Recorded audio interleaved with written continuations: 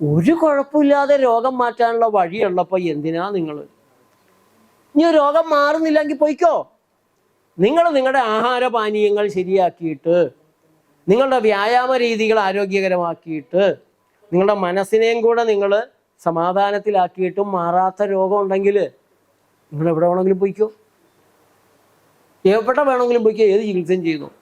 ഒരു ഓപ്പറേഷന് മുമ്പെങ്കിലും 10 ദിവസം നമ്മുടെ പ്രകൃതി ചെയ്ത് നോക്കിക്കൂടെ? എന്നിട്ട് പോരെ യൂട്രസ് എടുത്ത് കളയാൻ? യൂട്രസ് എടുത്ത് കളഞ്ഞ് ചീർത്ത് വീർത്ത് സന്ധികളെല്ലാം ജോയിൻ്റെല്ലാം ദുർബലമായി, ആ കുത്ത് കിട്ടിയ കണ്ണിക്ക് വിട്ടുമാറാത്ത നടുവേദനയും പിടിച്ച് എന്തിനു ഗതികേടെടുക്കണേ?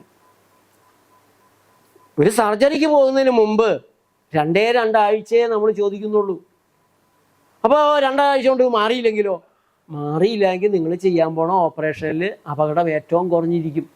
ഒരു ഓപ്പറേഷൻ്റെ ഗതികേട് എന്തൊക്കെയാ? ഒന്നാ കുത്തുന്ന അനസ്തേഷ്യ കൊണ്ട് ഭാവിയിൽ ക്യാൻസർ ഉണ്ടാകാനുള്ള സാധ്യത കൂടി, ബ്രെയിനിൻ്റെ ഓർമ്മ മറവി രോഗം വരാനുള്ള സാധ്യതയായി. ഓപ്പറേഷനിൽ അനസ്തേഷ്യ കയറുന്നതിൻ്റെ കൂട്ടത്തിൽ പെയിൻ കില്ലർ തരണം, ആൻറ്റിബയോട്ടിക്കുകൾ കുത്തണം, സ്റ്റിറോയിഡ് ഉപയോഗിക്കും, നിരവധി തരത്തിലുള്ള മരുന്നുകൾ ഒരു ശരീരത്തിലേക്ക് കയറുകയാണ്. ആരോഗ്യമുള്ള ശരീരത്തിൽ കയറിയാൽ കുഴപ്പങ്ങൾ ഉണ്ടാക്കുന്നതാണ് അവിടെ കയറണത്. നിവൃത്തികേടിൻ്റെ അവസ്ഥയിൽ റോഡ് അപകടം ഉണ്ടായി, ചെയ്യേണ്ടത് ചെയ്തോളൂ, വേറെ നിവൃത്തിയില്ലല്ലോ. പക്ഷെ പെയിൻ കില്ലർ കഴിക്കരുത് കേട്ടോ. ആ സർജറിയുടെ സമയത്തല്ലാതെ ഇതൊന്നും നിങ്ങൾ ഉപയോഗിക്കരുത്. ഇപ്പോൾ ചിലർക്ക് പല്ലിൻ്റെ ട്രീറ്റ്മെൻറ്റ് ചെയ്യേണ്ടി വരാറുണ്ട്. നമ്മുടെ പേഷ്യൻസ് ഒക്കെ ആണെങ്കിൽ പെയിൻ കില്ലർ എടുപ്പിക്കാറില്ല. ആ നേരത്ത് നിങ്ങൾ വേണമെങ്കിൽ ഒന്ന് അനസ്തെറ്റിക് കൊടുത്തോളൂ ലോക്കലായിട്ട്.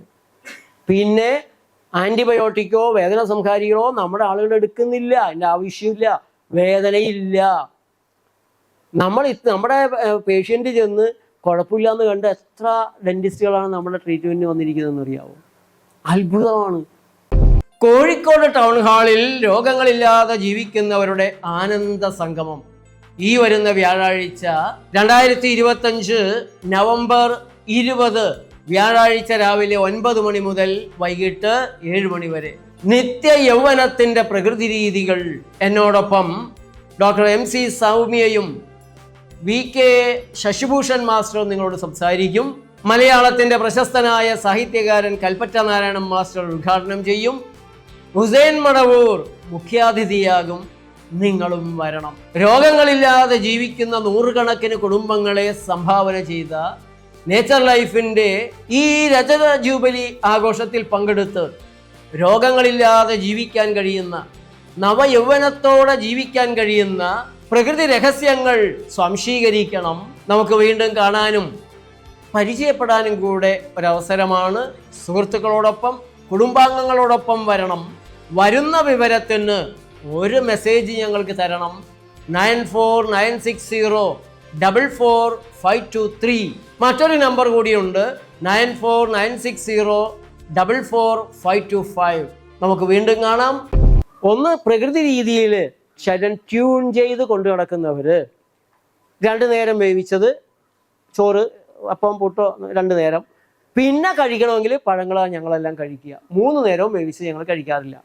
ചിലപ്പോൾ 1 നേരമേ വേവിച്ചത് കഴിക്കുകയുള്ളൂ, ചിലപ്പോൾ ദിവസങ്ങളോളം വേവിക്കാത്തത് കഴിക്കും. ഇങ്ങനെയൊക്കെയാണ് സന്ദർഭം അനുസരിച്ച്, സാഹചര്യം അനുസരിച്ച് ഞങ്ങളുടെ ഭക്ഷണം. ഓരോടത്ത് പോയി പെട്ടു, നമ്മൾ 3 നേരം വേവിച്ചത് അപൂർവമായിട്ടേ കഴിക്കാറുള്ളൂ. ഇതാണ് ഒരു കാര്യം. ആവശ്യത്തിന് വെള്ളം കുടിക്കാറുണ്ട്, യോഗയോ മറ്റെന്തെങ്കിലും വ്യായാമമോ ചെയ്യാറുണ്ട്. ഇങ്ങനെ ശരീരത്തോടൊരു മര്യാദ കാണിക്കുന്നു എന്നുള്ളതാണ് ഞങ്ങൾ ചെയ്തു വരുന്നൊരു കാര്യം.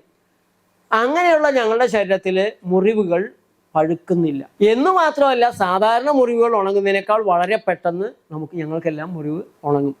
ഇതാണ് ശുദ്ധാഹാരം കഴിച്ച് ശുദ്ധരക്ത മജ്ജ മാംസാദികൾ ഉണ്ടാക്കുന്ന ഒരു ശരീരത്തിൻ്റെ കരുത്ത്. അപ്പം ഞങ്ങൾക്ക് ശരീരം മുറിഞ്ഞാൽ 1-2 ദിവസം കൊണ്ടൊക്കെ തന്നെ വലിയ മുറിവ് പോലും ഉണങ്ങാറുണ്ട്, വേദന ഉണ്ടാവാറില്ല. അഴുക്ക് സാധനങ്ങളൊക്കെ അവിടെ ഇവിടേക്ക് ഇരിക്കുമ്പോൾ മുറിഞ്ഞതിൽ കൂടെ ഈ അഴുക്ക് മുഴുവൻ കളയാൻ ശരീരം ശ്രമിക്കും. അവിടെ പഴുപ്പായിട്ട് വേണ്ടാത്തതൊക്കെ കളയുകയാണ്. കരളിന് ജോലി കുറയും, വൃക്കയ്ക്ക് ജോലി കുറയും. ഒരു ഈസി എലിമിനേഷൻ്റെ വഴിയായിട്ട് ഒരു പൊട്ടൽ വരുമ്പോൾ ശരീരം ഉപയോഗിക്കുന്നതാണ്. അവിടെ ഈ ആൻറ്റിബയോട്ടിക് ഉപയോഗിച്ച് പേടിക്കേണ്ട കാര്യമൊന്നുമില്ല. അത് പുറത്ത് പോയി കഴിഞ്ഞാൽ അത് നിൽക്കും. ആ സമയങ്ങളിൽ പ്രകൃതി ഭക്ഷണമെങ്കിലും കഴിക്കാം. നിങ്ങൾ അല്ലാത്ത ജീവിതം നയിച്ചു വന്നവരായിരിക്കുമെങ്കിലും ആ സമയത്തെങ്കിലും പ്രകൃതി രീതിയിൽ നിങ്ങൾ ഭക്ഷണം കഴിച്ചാൽ അങ്ങ് മാറി കിട്ടും. ഡെൻ്റൽ വർക്ക് ചെയ്യാൻ പോകുന്നതിന് മുമ്പ് നാളെ നിങ്ങൾ ഡെൻറ്റിസ്റ്റിൻ്റെ അടുത്ത് പോകേണ്ട ഗതികേട് വരികയാണെങ്കിൽ നിങ്ങൾ ഇന്ന് പഴങ്ങൾ മാത്രം കഴിക്കുക. ഡെൻറ്റിസ്റ്റ് പണിയെടുക്കുന്ന ദിവസം ജ്യൂസ് മാത്രം കഴിക്കുക. നിങ്ങൾ ഏതെങ്കിലും ഒരു സർജറി വേണ്ടി വന്നാലും ഇതൊക്കെ തന്നെ ചെയ്താൽ മതി. നിവൃത്തികേട് കൊണ്ട് അറ്റ കൈക്ക് നമ്മൾ അതൊക്കെ ചെയ്യാം. നിങ്ങൾ ജ്യൂസ് മാത്രം കഴിക്കുക. ഡെൻറ്റിസ്റ്റിൻ്റെ പണി കഴിഞ്ഞാൽ പിറ്റേ ദിവസം ജ്യൂസ് തന്നെ കഴിച്ചാൽ നന്ദി. റൂട്ട് കനാലൊക്കെ ആണെങ്കിൽ രണ്ടാമത്തെ ദിവസം ജ്യൂസ്. ജ്യൂസ് എന്ന് പറയുമ്പോൾ ഇവർ 2 മണിക്കൂർ കൂടുമ്പോൾ നിങ്ങൾ കുടിച്ചോ, അല്ലെങ്കിൽ നിങ്ങളുടെ ഇഷ്ടം അനുസരിച്ച് കുടിച്ചോളൂ. അടുത്തൊരു 2 ദിവസം പഴങ്ങൾ മാത്രം കഴിക്കുക. പഴം മാത്രം കഴിക്കുക എന്ന് പറയുമ്പോൾ വയറ് നിറച്ച് വിശക്കുമ്പോഴെല്ലാം കഴിച്ചോ. നിങ്ങൾക്ക് ഒരു മരുന്നിൻ്റെ ആവശ്യമില്ല, ഒരു ആൻറ്റിബയോട്ടിക്കും വേണ്ട, ഒരു കോംപ്ലിക്കേഷനും നിങ്ങൾക്ക് ഉണ്ടാവില്ല എന്ന് മാത്രമല്ല, ഈ ഒരു സാഹചര്യത്തിൽ നിങ്ങൾ ഫ്രൂട്ട് ഡയറ്റ് ജ്യൂസ് ഡയറ്റ് കഴിച്ചു കഴിയുമ്പോൾ നിങ്ങളുടെ പല രോഗങ്ങളും പതുക്കെ മാറി കിട്ടും.